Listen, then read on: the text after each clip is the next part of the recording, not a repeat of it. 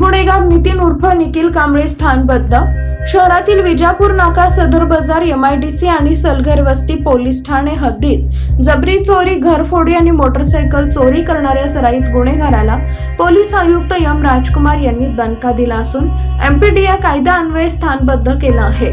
नितीन उर्फ निखिल मारुती कांबळे, वय वर्ष 33, राहणार भीमनगर, सोरेगाव, सोलापूर असं स्थानबद्ध केलेल्या आरोपीचं नाव आहे।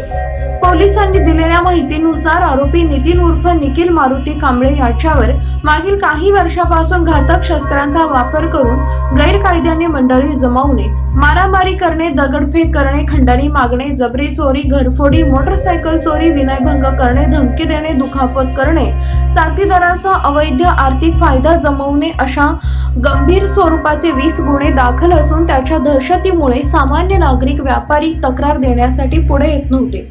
त्याच्या वाढत्या गुन्हेगारीला आळा घालण्यासाठी सन 2020 आणि 2021 मध्ये त्यास तडीपार आणि 2022 मध्ये स्थानबद्धची कारवाई करण्यात आली होती।